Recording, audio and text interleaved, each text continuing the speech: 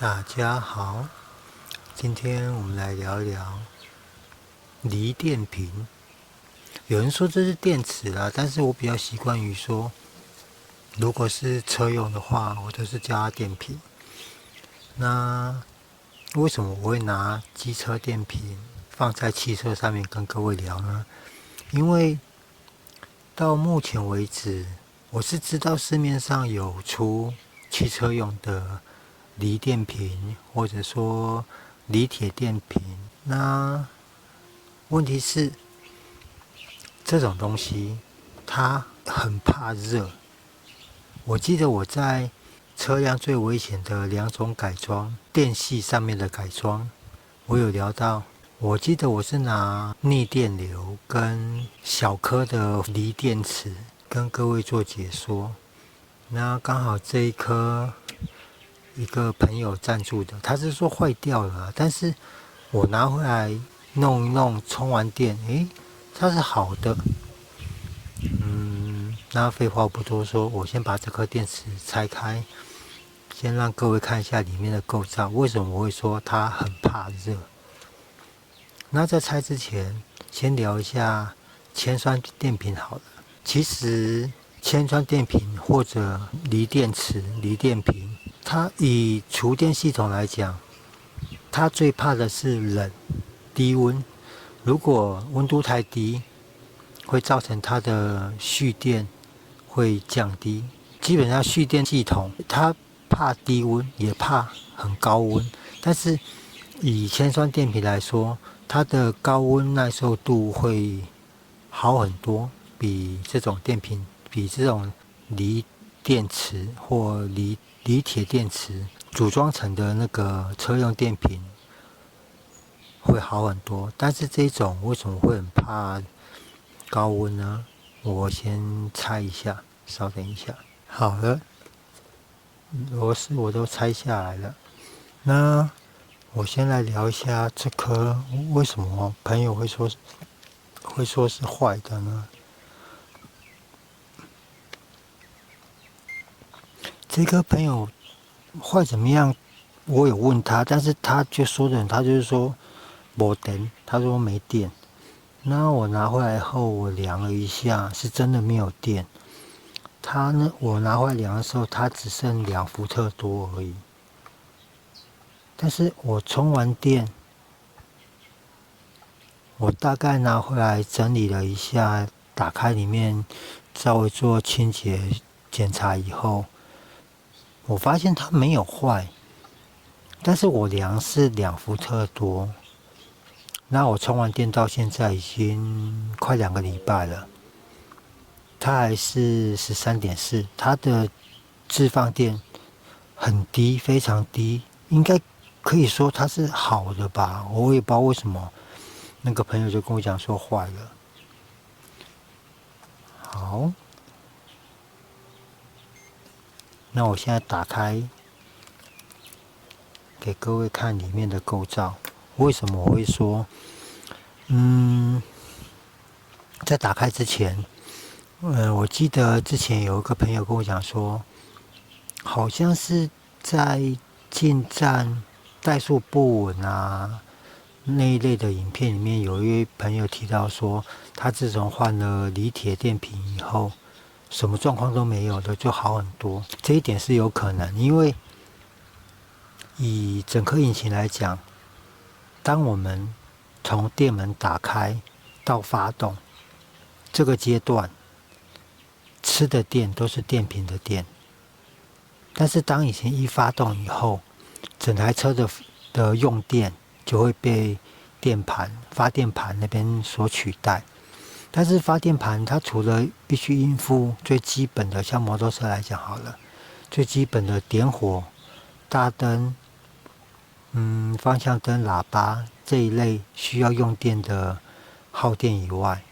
它还必须回充给电瓶，把它充饱。我之前有一篇我有聊到，如果电瓶的状况好的话，它可以降低引擎的损耗。因为如果你的发电机一直在运转发电的话，它会形成一个负载，引擎必须去拖动这个负载以外，它还必须让车子动，所以就跟开冷气一样，当我们开冷气的时候，多半都会觉得车子稍微会比较没力一点，就是因为一部分的动力被挪用去拖冷气压缩机，一样的道理。所以说，一颗状况好的电瓶，基本上它可以让车子更好开。然后最主要的原因就是因为发电系统不用一直在补充它，发电系统可以降低负载，让引擎的负重也跟着就降低了。所以这也就是为什么很多车厂他们在帮客人检查电瓶的时候，当电瓶的内阻值过高，或者容量低于50%以下的时候，多半就会建议客人做更换。但是可能很多人会觉得说，哦，我电瓶容量还有50%，为什么要这么早换？因为当你的电瓶容量降低以后，发电机它会一直想办法要去把这颗电瓶充饱，所以变成说，发电机它就会一直在负载，进而就会降低引擎动力的输出，可能会造成耗油啊，引擎开起来会比较没有力啊，油门比较重，这个原因。好，那我现在把它打开咯。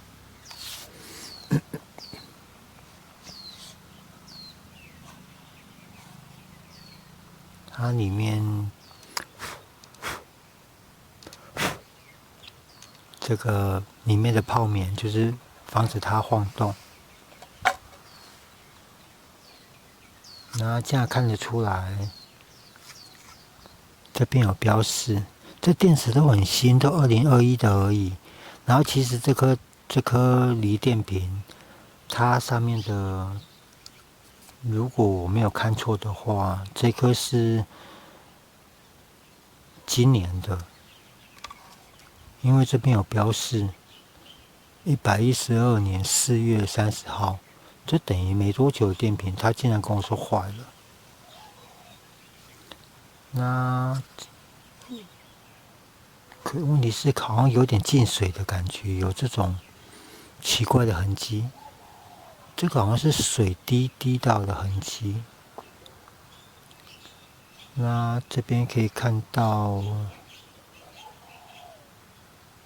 3.2V 6A， 然后制造日期2021年3月1号。以西元来看的话，电池的生产日期也才2年而已。因为虽然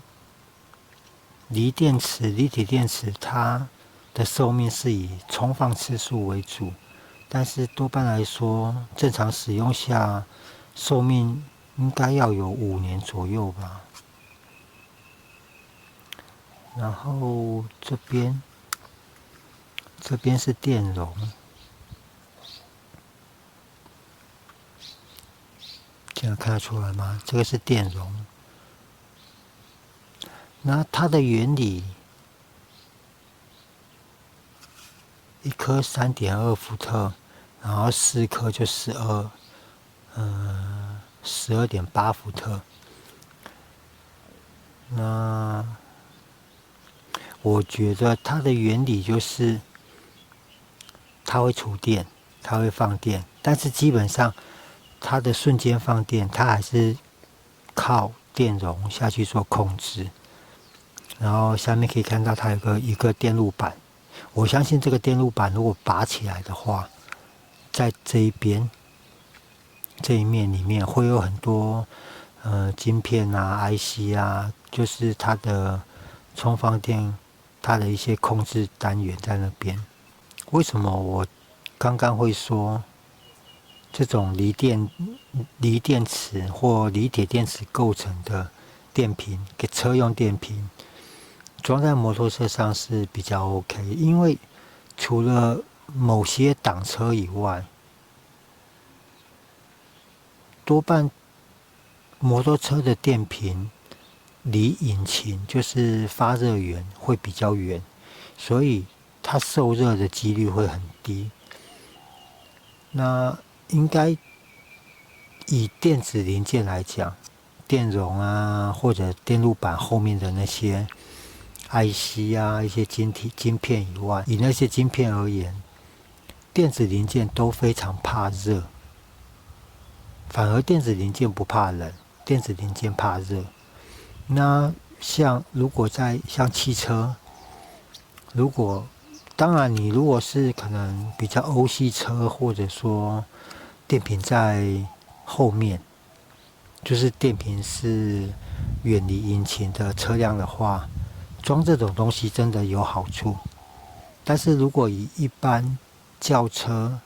来说的话，就像刚刚一开头我站在我车前面给各位看，引擎旁边就是电瓶，那是不是它在引擎室里面也会一直受着高温影响？那既然电子零件这么怕热，然后你又把它放在高温的地方，那是不是相对的就摆明就是要让它去承受高温，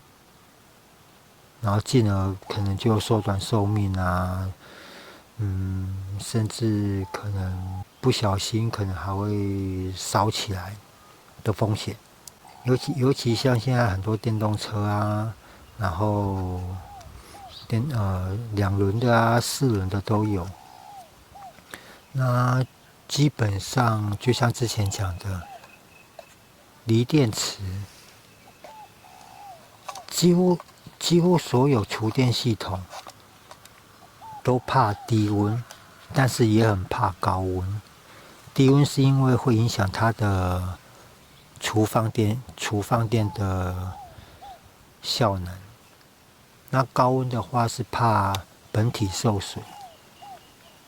像汽车电瓶，铅酸电瓶来讲好了，很多铅酸电瓶在不湿水的情况下，如果快坏掉的时候，都会膨胀。那是因为里面的电极板它久了膨胀，然后导致它电瓶都会鼓鼓的，那个就已经没有救了。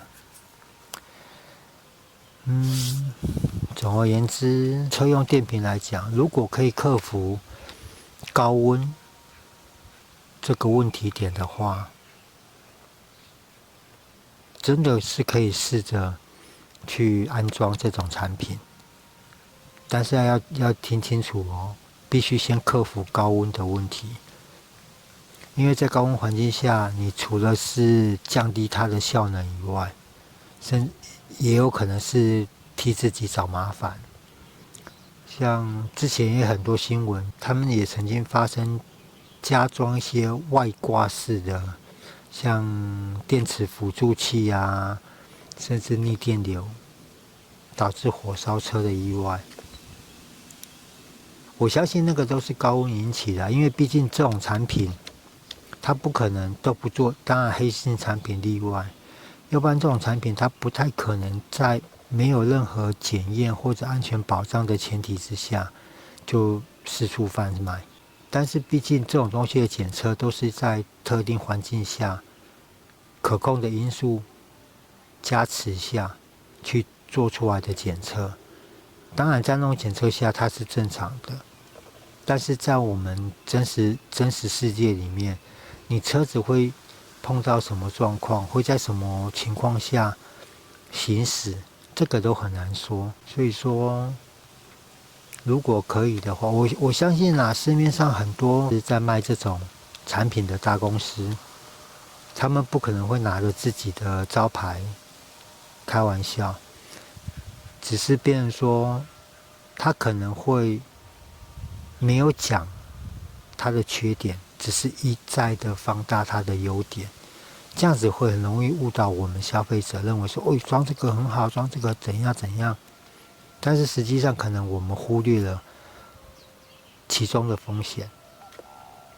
这样讲懂我意思吗？那这一颗我可能再测试个几天，如果都没有问题的话，可能把它还给那个朋友，因为这个好像一颗也不便宜，1-2千块吧。是被我拆开了，可能没有保过。问题是我不拆，我也没办法知道到底是哪里出问题啊。好啦，那今天这个车用锂铁电池介绍跟安装前需要思考的风险，大致就到这边哦。谢谢各位，拜拜。